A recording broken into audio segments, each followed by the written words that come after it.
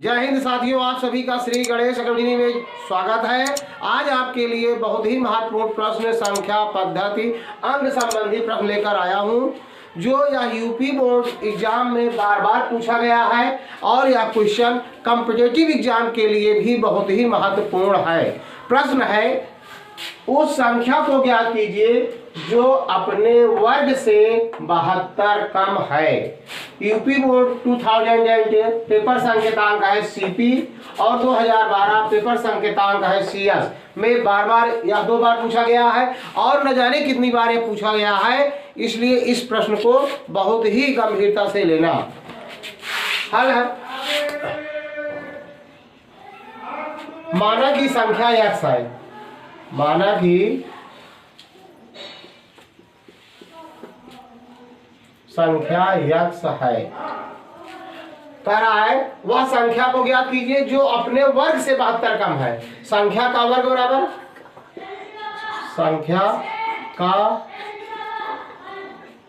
अब संख्या कितना माना गया है x का वर्ग हो गया बराबर x स्क्वायर। अब प्रश्न अनुसार, मतलब प्रश्न के अनुसार एक संख्या जो अपने वर्ग से, संख्या x माने हैं, संख्या अपने वर्ग से x का वर्ग कर दिया गया। एक संख्या जो अपने वर्ग से, अब दोनों में समानता का चिन्ह लगाना है, बराबर कैसे आएगा, अपने वर्ग से 72 कम है। यह संख्या x स्क्वायर से 72 कम है। कहने का मतलब हुआ कि x स्क्वायर 72 ज्यादा है, तो x स्क्वायर में चाहे 72 घटा दीजिए और चाहे x में 72 जोड़ दीजिए, तो दोनों पक्ष आपका बराबर हो जाएगा। अब यहाँ 72 घटा दिया मैं, अब प्रश्न बन गया आपका। अब इस समीकरण को अगर आप हल कर लेते हैं तो x का मान आपका आ जाएगा। अब लिख सकते हैं, इसको हम पक्षांतर करेंगे तो x इधर लाएंगे, x minus x square plus 72 is equal 0। अब इसको थोड़ा और वही क्रम में लिखते हैं, minus x square plus x plus 72 is equal 0। ऋण चिन्ह से भाग दे देते हैं तो एक्स स्क्वायर ऋण एक्स ऋण 72 इज इक्वल 0। यहाँ लिखेंगे ऋण से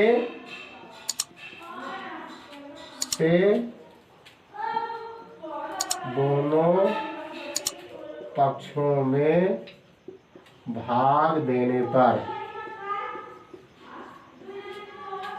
अब 72 का ऐसा खंड करिए, दो भागों में बांटिए कि गुणा करने पर 72 हो और ऋण चिन्ह अंतिम में लगा है तो घटाने पर बीच वाले पद के बराबर होना चाहिए।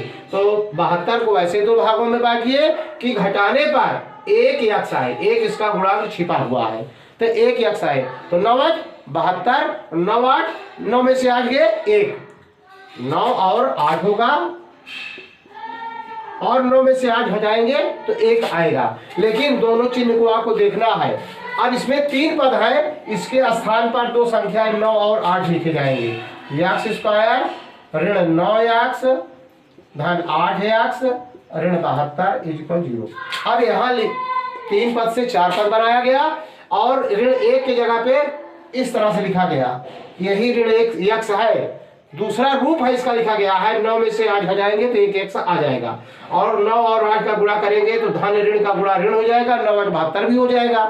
अब दो पद का समूह बनाया जाता है, ये प्रथम दो पद का, अंतिम दो पद का। अब इन दोनों में कॉमन देखिए क्या है, दोनों में सार उभयनिष्ठ क्या है, x ले लीजिए तो यहाँ बचेगा x और ऋण 9 और यहाँ प्लस 8 कॉमन हो जाएगा।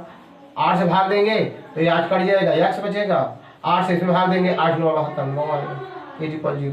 अब एक में हो जाएगा x ऋण 9 और एक में हो जाएगा x धन 8 बराबर 0।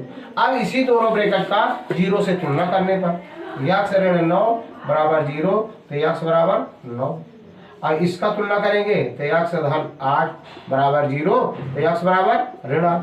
अब दोनों में देखिए कौन संभव है, धनात्मक संख्या संभव है, ऋणात्मक संख्या संभव नहीं है, इसलिए x का मान कितना होगा 9। अब जांच अगर आप करते हैं, जांच कर लीजिए, संख्या x है तो संख्या x बराबर कितना है 9। अब 9 का वर्ग करेंगे तो कह रहा है यह संख्या, एक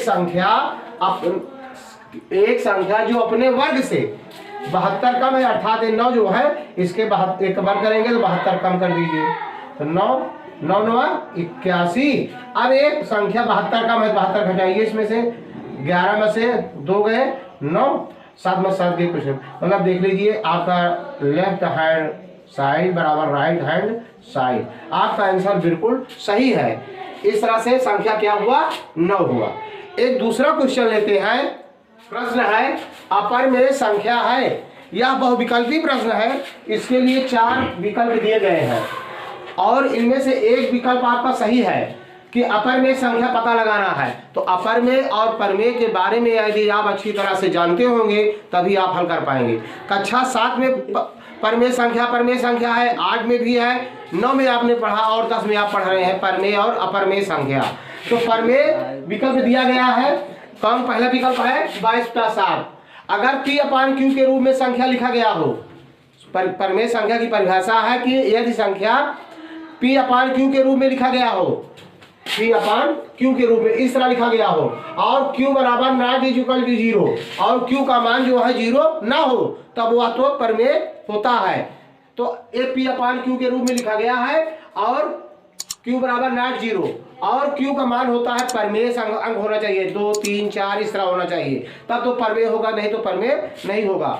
ऐसे एक परमेय संख्या, इसमें पहला विकल्प परमेय है, ये परमेय है।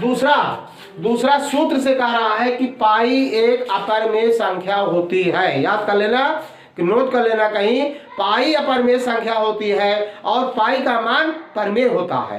तो पाई का मान था 22 + 7, तो ये परमेय था, लेकिन ये अपरमेय है। तो आपका विकल्प जो होगा अपरमेय संख्या है, तो दूसरा विकल्प सही होगा, अपरमेय संख्या पाई होगा। तीसरा विकल्प है 0.69, इसको आप परमेय में बदल सकते हैं, P/Q के रूप में बदल सकते हैं, इसको साधारण भिन्न में बदलेंगे। तो मैंने इसके पहले वीडियो बनाकर डाल दिया गया है कि किसी संख्या को, भिन्न संख्या को परमेय में कैसे बदलें या साधारण भिन्न में कैसे बदलें। तो इसको कैसे करेंगे, दशमलव के स्थान पर 1, दशमलव के बाद 2 अंक है, 00 और 6 9 ऐसे लिख दिया जाएगा, तो 69/100 P/Q के रूप में ये लिख उठा है, इसलिए यह भी परमेय संख्या है, अपरमेय नहीं है।